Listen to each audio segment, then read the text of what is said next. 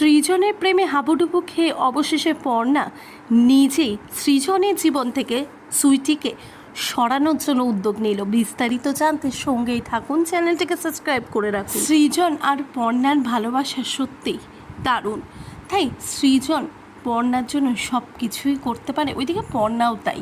কিন্তু যেহেতু পর্ণা এখন সমস্ত কিছু ভুলে গেছে, তাই সৃজন ভাবছিল যদি কলেজে গিয়ে পর্ণা কোনো কিছুর মধ্যে ফেসে যায় বা কারোর প্রেমে পড়ে যায় তখন কি হবে। তাই সৃজন কিন্তু আস্তে আস্তে পর্ণার কাছাকাছি যাওয়ার চেষ্টা করছে। এমনকি জেলেও যখন সৃজনকে ঢোকানো হয়েছিল তখন কিন্তু পর্ণা এমন করে সৃজনকে বলছিল যে সে বাঁচিয়ে নেবে তাকে, আর হাতে হাত লেগে যাচ্ছিল। পর্ণার একটু অস্বস্তি হচ্ছিল ঠিকই, কিন্তু পর্ণার ভেতরেও যে সেমই সৃজনকে আদৌ চিনতে না পারলেও পর্ণার মনে কিন্তু সৃজনের ভালোবাসা একেবারেই ভরে উঠেছে।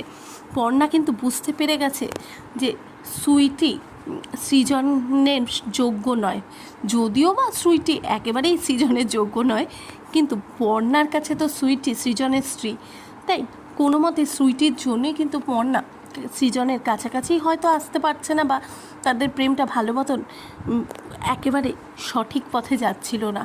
কিন্তু অবশেষে যখন সৃজন জেলে গেল, এমনকি তাকে বাঁচাবার জন্য এত বড় একটা পদক্ষেপ পর্ণা নিয়েছে, আর ঈশাকে যেইভাবে মাত দিয়েছে, তারপরে কিন্তু পর্ণা সত্যি সত্যি যে সৃজনকে ভালোবাসে সেটা নিজেও বুঝতে পেরে গেছে। কেননা একজনের জন্য এতটা করবে, সত্যিই তাই। আর তার জন্যই কিন্তু সৃজনও অনেকটা পর্ণার ব্যাপারটা বুঝতে পারছে ঠিকই, কিন্তু কেবলমাত্র সুইটি মাঝখানে চলে আসছে বলে বারে বারে সমস্তটাই একেবারে গণ্ডগোল হয়ে যাচ্ছে। আর এই দিকে কিন্তু সে পুটিকেও ভালোবাসে, মানে পর্ণা পুটিকে এতটাই ভালোবাসে বলার বাইরে।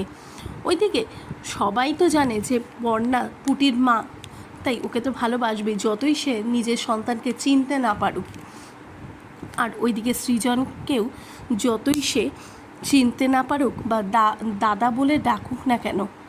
এইদিকে যখন সমস্তটা ঠিক হয়ে যায়, সৃজন বাড়িতে আসে, তখন কিন্তু আস্তে আস্তে সৃজনের প্রতি দুর্বল হয়ে পড়বে পর্ণা।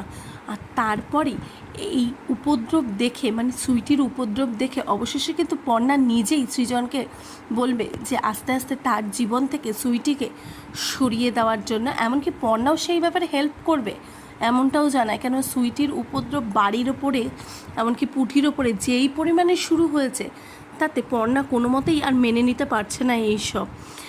আর এইদিকে তো পর্ণা সত্যি সত্যিই যে সৃজনের প্রেমে হাবুডুবু খাচ্ছে। তাহলে এবারে কি হতে চলেছে? এবারে কি সুইটির ঘাড় ধাক্কা দিয়ে বাড়ির থেকে বের করে অবশেষে পর্ণাই সৃজনের বউ হয়ে আবারও দত্ত বাড়িতে ফিরে আসবে? আপনাদেরও কি একই মত? প্লিজ আপনারা আপনাদের মতামত অবশ্যই কমেন্ট বক্সে কমেন্ট করে জানান।